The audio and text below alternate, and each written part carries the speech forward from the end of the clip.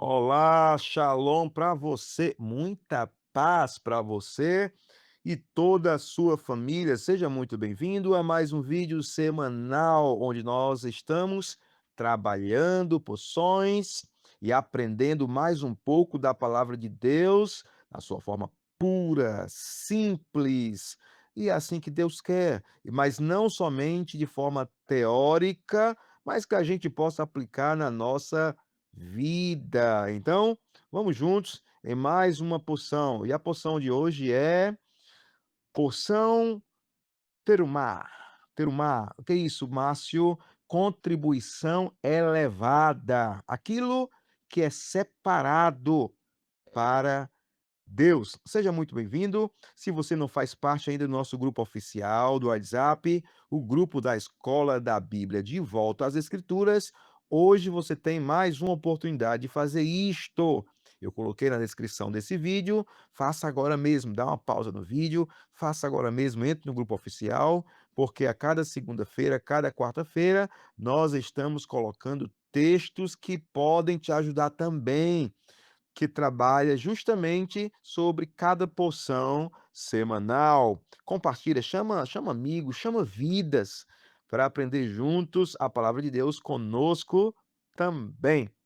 Então vamos juntos, né, a mais uma porção, porção Trumar, né? Alguns dizem Terumar também. Aqui significa oferta elevada, uma contribuição elevada, ou aquilo que é separado exclusivamente para Deus. Nós estamos exatamente em Êxodo 25, do versículo 1 até Êxodo 27, 19, né? E algumas passagens também correspondem a essa porção. Eu faço também a referência a 1 Reis, capítulo 5, versículo 12, a 1 Reis, capítulo 6, versículo 13. E também no Novo Testamento, Marcos 3, capítulo, versículo 1 a Marcos 4, versículo 41. Então é importante que você leia, releia com muita atenção, com muito cuidado. Não se contente apenas com os textos lançados no nosso grupo oficial, nas segundas e nas quartas-feiras, e não também somente no nosso vídeo. Você precisa ler, você precisa orar, você precisa examinar as escrituras, porque é somente as escrituras que pode provocar transformação nas nossas vidas. Pela primeira vez nas escrituras, Deus não pede um sacrifício, ele pede um espaço. E me farão um santuário. Essa é a frase que tem lá nessa porção. Esse espaço não é para que o homem suba até ele, mas para que ele habite no meio do povo. Engana-se quem pensa que tabernáculo era apenas uma tenda. Muitos olham o tabernáculo apenas como uma estrutura religiosa, mas cada detalhe carregava significado. O ouro, a madeira, as cortinas, até mesmo as medidas. Nada estava ali de forma aleatória, jogada, sem cuidado, mas exatamente tudo tinha um significado.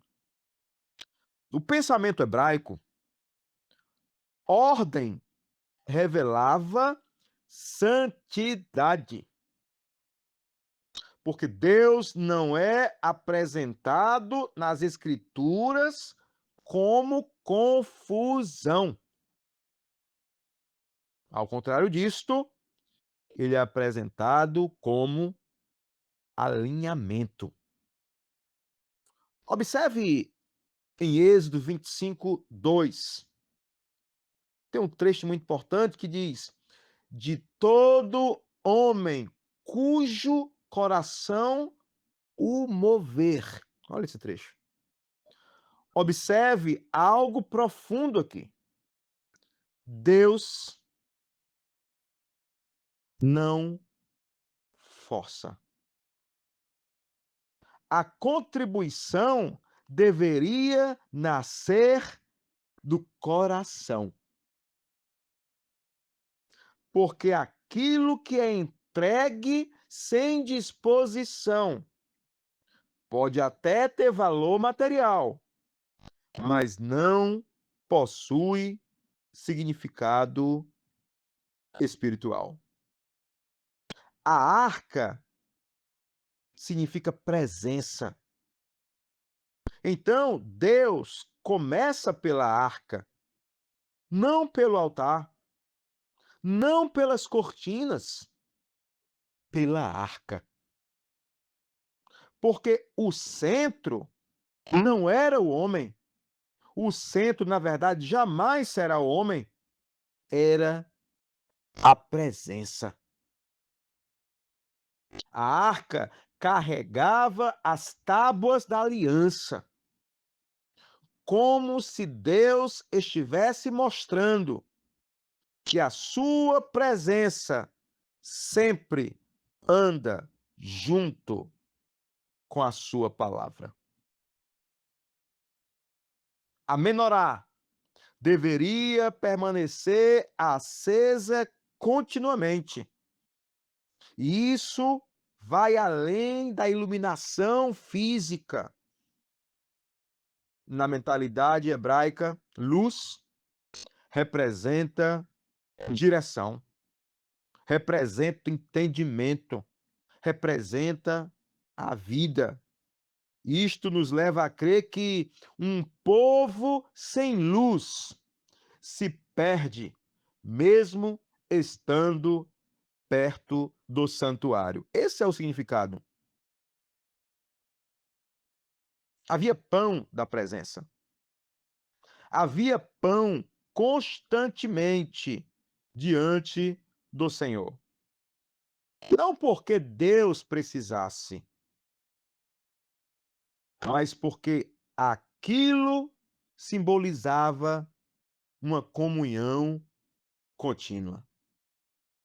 O relacionamento com Deus nunca foi pensado como algo ocasional, mas permanente. Em 1 Reis, nós vemos Salomão construindo o templo. E é muito interessante que o padrão continua. As medidas, os detalhes, a separação. Porque o templo não era invenção humana. Ele seguia um modelo já revelado, não pode ser alterado. E lá na frente, a gente observa lá no Novo Testamento, lá em Marcos, nós vemos o Messias andando entre as pessoas, curando, ensinando, confrontando. E isso é profundo. O Deus que antes habitava no tabernáculo, agora se manifesta no meio do povo, de forma visível. E lá em Marcos, capítulo 4, nós observamos a tempestade e a presença. Naquele momento, os discípulos entram em desespero na tempestade. Não importa-te que nós pereçamos, mas o detalhe é poderoso. Mesmo no caos, ele estava no barco. A presença não elimina todas as tempestades, mas muda completamente o destino de quem atravessa. Terumá nos ensina algo essencial. Deus nunca quis apenas visitas ocasionais. Ele quis habitar no meio do povo.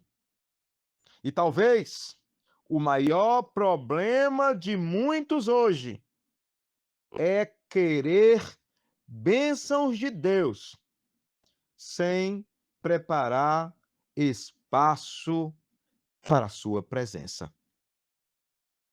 Se você quer entender as Escrituras no contexto puro, profundo e sem distorções, sem atalhos, sem arrudeios, esse é o caminho. Compartilhe essa mensagem, porque muita gente fala sobre Deus, mas poucos entendem o que significa habitação. Forte abraço para você, que a paz do Senhor esteja com você. Até o próximo encontro. Tchau.